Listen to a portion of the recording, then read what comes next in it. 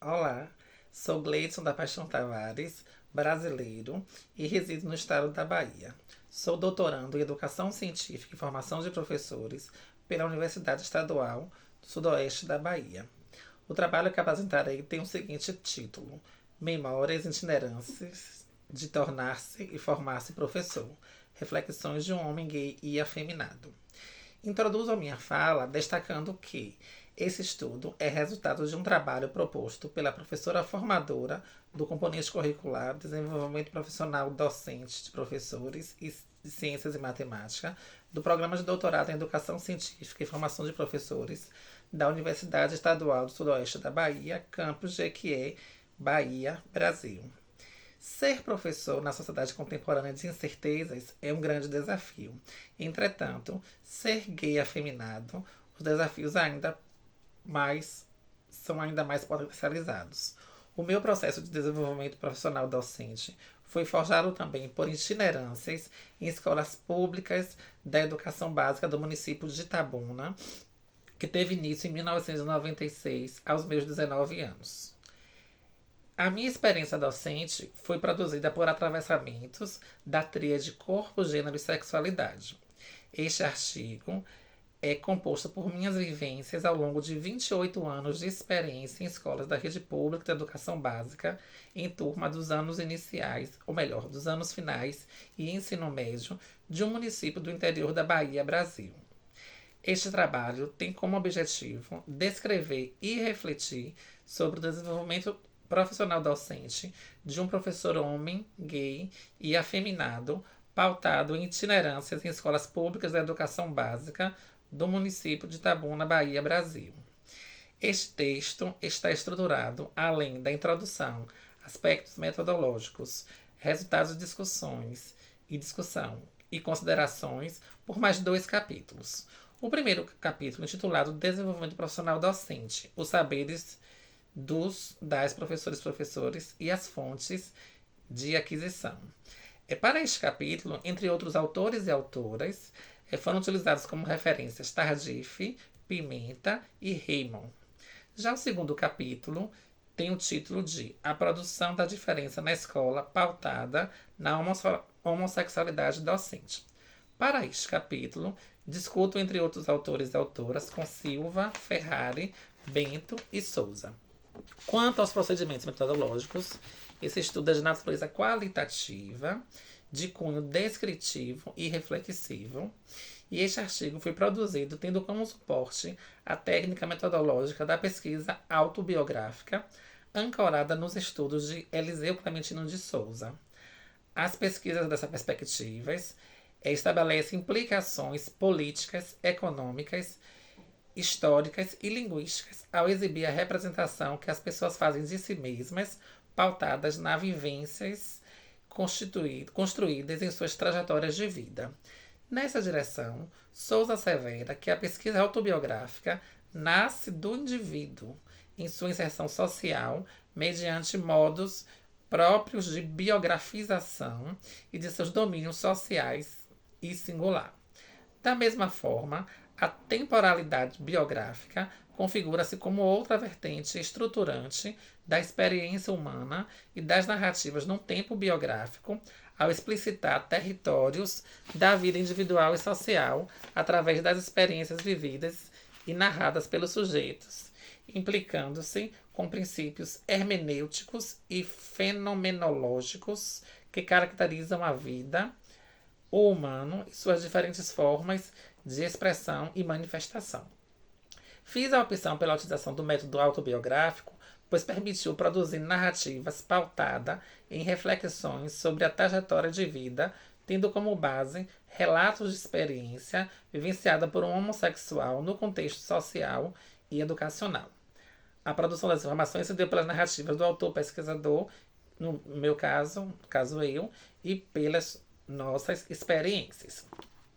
No tocante aos resultados e discussão, trago algumas experiências da minha condição de docente dos anos finais e do ensino médio.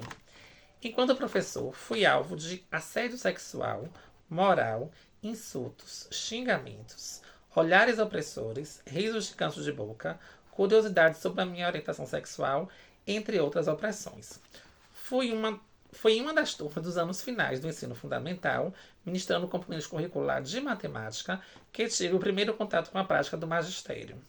Enquanto professor gay e afeminado, tinha uma extrema preocupação em não expor a minha sexualidade, e uma das formas que me policiava se relacionava com as roupas que eu usava para ministrar as aulas.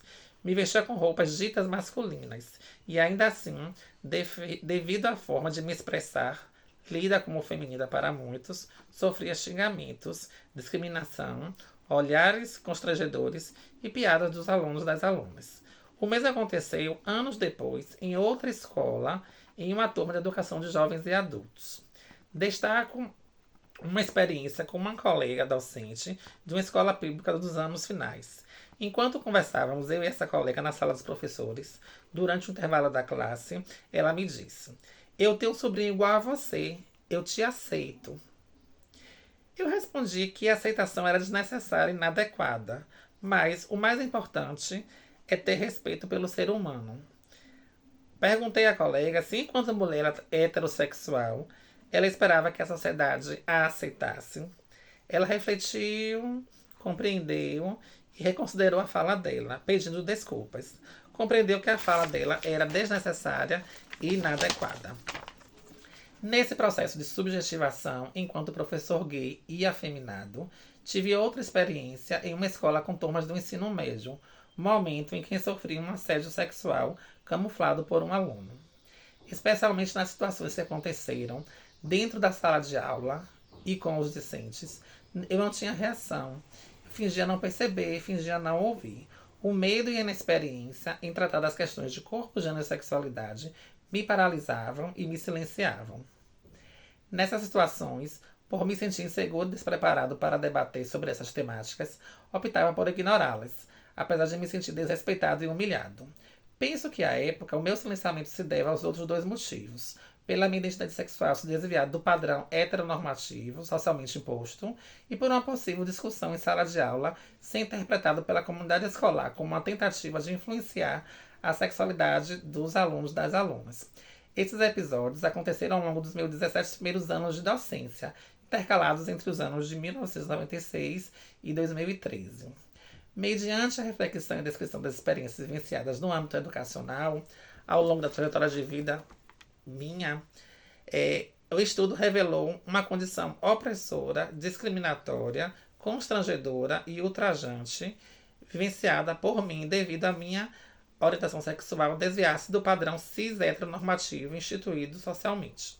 Para Louro, 2000, a escola é sem dúvida um dos espaços mais difíceis para que alguém assuma sua condição homossexual.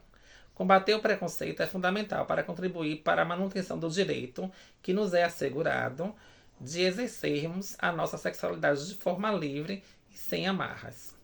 Enquanto considerações, considerando as minhas narrativas e mediante a reflexão e descrição das experiências vivenciadas ao longo das itinerâncias docentes de um homem gay afeminado, pude constatar que as relações estabelecidas professor-aluno e professor-professora podem colaborar para o fortalecimento e a perpetuação da opressão e da discriminação por meio de situações constrangedoras e ultrajantes motivadas por uma identidade sexual considerada dissidente, por desviar-se do padrão cis-heteronormativo instituído pela sociedade. Nesse processo de formar-se e tornar-se professor-professora, hoje, por meio da formação continuada em nível de mestrado e doutorado em curso, e por pesquisar as questões de corpo, gênero e sexualidade, me sinto mais empoderado, seguro e consciente para discutir essas questões em sala de aula e hoje compreenderia as experiências que vivenciei como oportunidades para abordar essas temáticas com os alunos, com as alunas. Por fim, quero agradecer ao evento pela oportunidade, agradecer à Universidade Estadual de Santa Cruz por ter me liberado para realizar doutorado, a instituição que eu trabalho, e agradecer à Universidade Estadual do Sudoeste da Bahia por me acolher no doutorado. Especialmente agradecer ao meu professor orientador Marcos Lopes de Souza e à professora e coordenadora do programa de doutorado, professora Talamira Brito. Meu muito obrigado.